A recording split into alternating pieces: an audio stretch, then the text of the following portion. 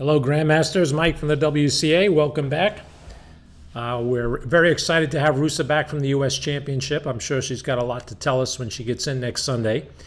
This particular video is for our 12 o'clock and 2 o'clock students.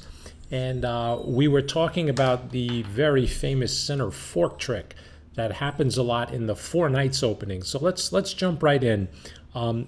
Before you see the rest of the video, though, I'd like you guys to know how to stop and pause your video. It's very important because I may ask a question or two, and if you don't really understand the question or you haven't thought it through yet, just stop the video. So if you happen to be watching it on YouTube, you can just click in the middle of the screen and it will pause.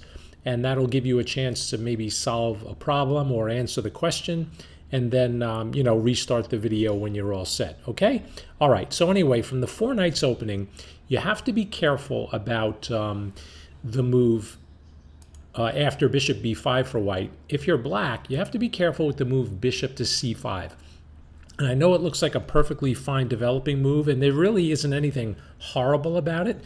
But when you're in a 4 nights position and somebody puts their bishop here, hopefully you guys can see that mouse cursor, it allows for this trick, knight takes e5. And the reason they call it the center fork trick is because it looks like a sacrifice. Like, why would I give up my knight for just the pawn? But it turns out after you take my pawn, and we think everybody in the class knew this, so if you don't know it, make sure you really understand this trick. You can pause the video to see how white gets their piece back. And hopefully you found the move pawn to d4. So there's really 2 parts to the name, right? Center fork and trick. So the trick is giving up your knight, and the center fork is when you play the move d4. And this can work for black as well in reverse. So black is going to lose one of their pieces back. So in the game, they decided to drop their bishop back to d6, and now white has to get their piece back. So they take, and the bishop takes. And let's just chat about this position briefly. White didn't win anything. The material is completely the same. They traded a 1 minor piece, and 1 pawn came off the board. So why is it okay for white, or slightly better for white, to do this? It really only has to do with the fact that white got to keep this center pawn in the middle. So it's kind of guarding some important squares, and white also restricts this black pawn here from advancing to the middle so easily. So at your level, you have to remember, at the Scholastic level, having space is really important to have room for your pieces, okay? So what does white do here? Very simple chess. White castled his king, and this is a game between 2 Scholastic players. I would say this is maybe 2012, which was the championship section in the NSCF tournaments, and it may have been before they started the Future Masters program. So these were some of the best players at the tournament. So white castles, and here black makes a very risky decision. Black took this knight on c3, and after the game, when we asked him why he made this trade, black's reason was because when white took back, they said, well, look, we really damaged white's pawn structure. And that might be true. These pawns that I'm toggling over are really weak. The problem is you're still really in the opening here. This isn't even the middle game yet. There's so many pieces developed. And white has these 2 bishops that have open lines. So this guy down here on c1, believe it or not, he's kind of out already. Even though he hasn't moved, he has access to this diagonal. He has all 5 of these squares under his view. So, white already has a little bit of a lead in development. So it was possible here for black to snap off this pawn on e4. But this player was pretty good and realized if he did that, he would be lining himself up here on this file to a move like rook e1. And I think, most of you guys, 12 o'clock, 2 o'clock, should know by now, be very careful taking these e-pawns with your king still in the middle. That's usually a big no-no. And you would have a hard time saving that knight. Anyway, let's go back to what happened in the game. So after this capture, black decided not to take this pawn. Again, remember, why? if you need to pause your video, you're going to get pinned with a move like rook e1, and that's going to be a big problem. So what should black do? Well, he played a good move. He castled. The only problem here for black is because white has this pawn in the middle and black has no center pawn out, it allowed white to advance their pawn with e5. And that's a real pain in the neck because your knight is well placed here on f6 and you still need to get this bishop out. So that can be a problem.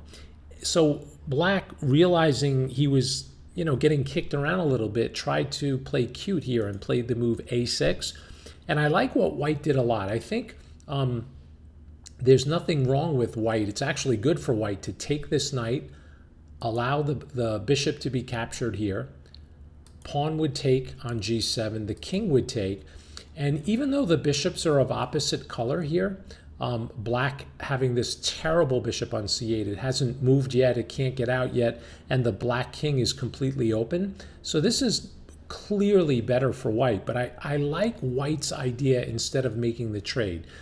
So we fortunately knew both of these students, so the WCA tournament games are great to go over, especially when the kids come back into the classroom the next day.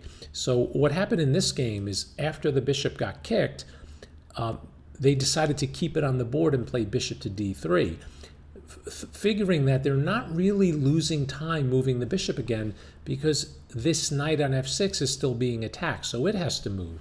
So it moved to d5, and now how to continue.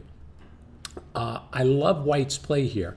White completely ignores this pawn that was being attacked on c3 and plays a very aggressive queen to g4, kind of lining up with this bishop, but putting an enormous amount of pressure on the black king already. And black, snapped off the pawn, and that can be a big, big problem. Cool move, bishop to g5. And, I thought maybe the bishop would come to h6 first, but maybe white was afraid of this pawn moving and attacking the white queen. But bishop g5 had a really clever idea attached to it. The idea is to try to get this pawn on f6, f7 to move. If you move the pawn, the problem for you is going to be after pawn takes pawn, what do? You can't take back with your queen. You could take with the rook, but that's going to cost you material as well. And if you take with the pawn, you're in real big trouble because this bishop takes is double check.